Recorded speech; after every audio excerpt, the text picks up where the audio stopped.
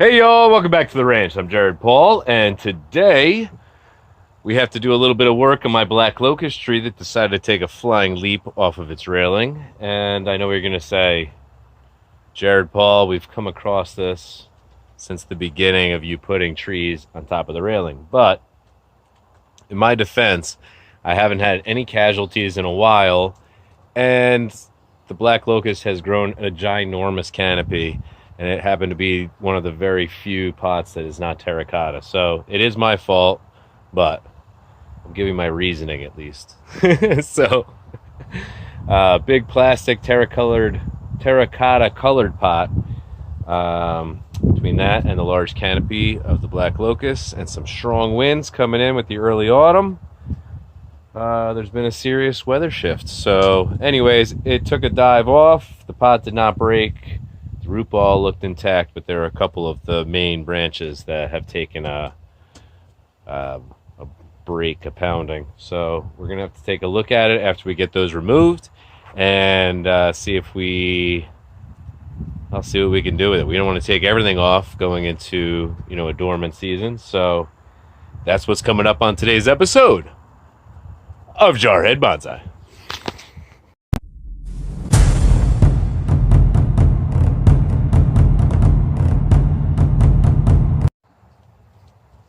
All right, Joe. So, got a lot of projects going on right now in the transitional phase here. We've got the Harvest Festival coming up October 2nd. And I'll be getting trees loaded and ready for that, and indoor plants and pots, bonsai scissors, hanging plants, like you name it, getting ready for that. And then also I'm trying to complete this greenhouse with the least amount of expense possible and get it completed before winter when I actually need it. Because I'm going to be putting my trees that can't drop below 32 in there, like my flowering agapanthus, also known as lily of the Nile, and things like that. If you're new to growing and bonsai, there's usually two temperatures that are triggers. There's the 32 degrees Fahrenheit and 50 degrees Fahrenheit, and there's a specific amount of tropicals you want to keep always above 50, or if they drop into the 40s, let it just be for a short period and nothing too drastic. And then same with the ones in the 32s. 32 degrees Fahrenheit, same as 0 Celsius, I believe, which is the freezing point. So I'm speaking only to extreme newbies. Y'all out there that already know more than me, just fast forward. So if you take a look at this big branch, it was, it's not really an apex on this tree because they grow so gnarly, but it was the highest branch going vertical. So that broke off, and this one broke off. That was from, I'm not actually sure. And then this one broke off, and that one came from right here. So two of the most dominant branches, and then a little branch. But ow, shit! Look at those thorns. Can you see that? So they are all over this. If you grow a black locust indoors year-round, it'll still go dormant, and it won't be as fun to grow as the ones you put outdoors, but you won't get thorns. So, fun fact. Drinking a little bit of Pinot Noir from Oregon because it's my birthday weekend, and I've been trying to be a good boy and not drink alcohol. But anyways, I figured if I got a nice bottle of wine, then Laura would join me, and then, it's just a celebration. All right, so obviously I have to get rid of this one. And she did. Laura's been breastfeeding for over a year. I'm sure she's really happy with me sharing that. Which, amazing to her. It's so good for Stella. But I know she used to like an occasional cocktail to relax and unwind. So I've talked her into having an occasional glass now because Stella's on a lot more foods. Oh, this one's broken too. Still isn't a lot more foods, solid foods, so there can be grace periods between when you have to feed. Alright, so I guess this one's broken right down to it. So why don't we just take the whole nub out there. Since I broke my right hand, literally, not good. Anyways, alright. Clean that up. And then there's this. And coming off of where it broke, actually, this part from a previous year is dead. So I think I might actually leave a little bit of it because it's not a bad height to have a division and get another branch. So if this thing doesn't go dormant before it buds out again, I might get something off of this little guy here. This branch doesn't look like it's happy at all. Let's see, does it have anything going on? Yeah, there's some green in there. Alright, so it's got some lower budding, but up top it looked a little straggly, so maybe we'll get some strong buds to come out.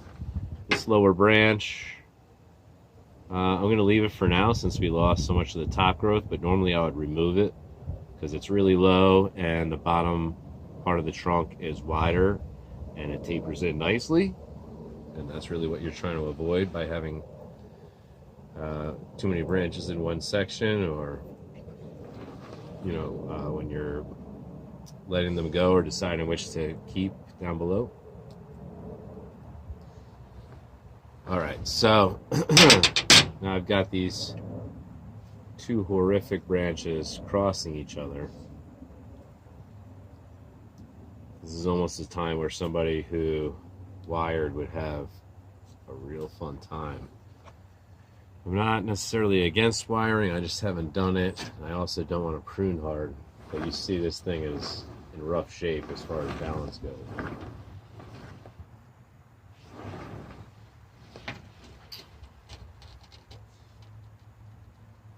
So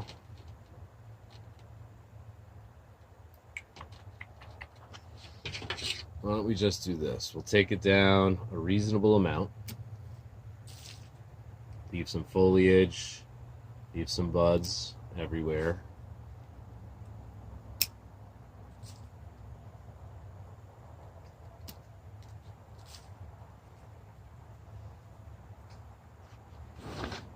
So we'll leave that branch down low, right?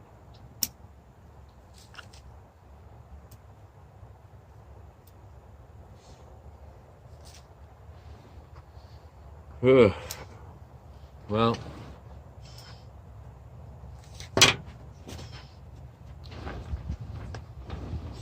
clearly way more growth this side because of what broke off, but I don't want to even it off just in case I don't leave enough energy in the tree to kick off new buds.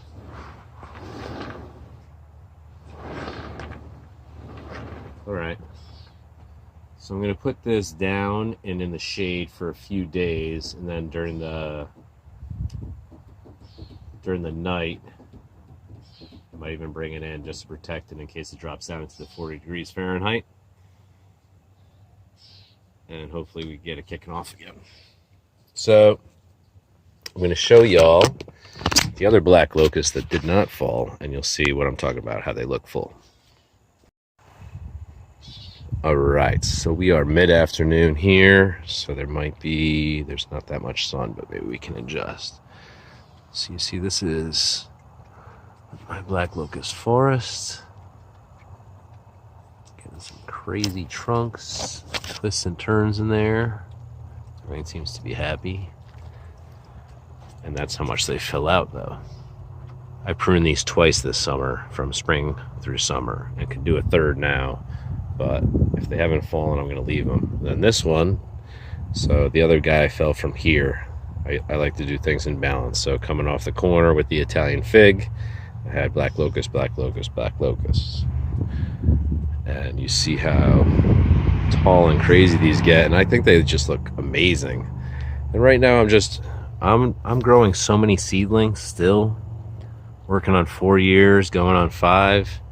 It just takes a long time when you do them from seed, especially in a climate where you don't have a very long grow season. So anyways, I don't mind letting them grow out in full and looking, you know, like this. They don't have to be very miniature, you know, like a smaller tree like this right away. I don't mind a nice full tree or a nice full forest. Cool. Oh, look at this. We got the winter berries coming in on the Jim Dandy. So that's cool. Some nice autumn colors. I know what you're thinking. He hasn't gotten very far with the greenhouse, but I have. All the planning and parts that are necessary, they are in consideration. However, I've got the Volvo in the shop getting brakes, and you never know what that will entail. And I've got my Harvest Festival coming up October 2nd, where I'm selling a whole bunch of trees.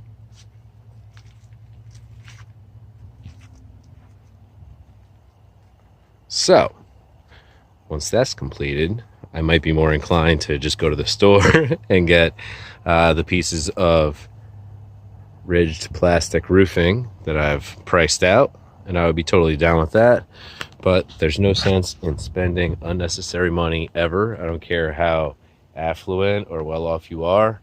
If it's already made and you can recycle it, I think that you should do that for the earth. So just because in my predicament people would consider me cheap, I think that it's smart. It's better for the earth. It's more money sensible, teaches our kids a little bit more about reusing products and not just running out and getting what looks the best because you can afford it.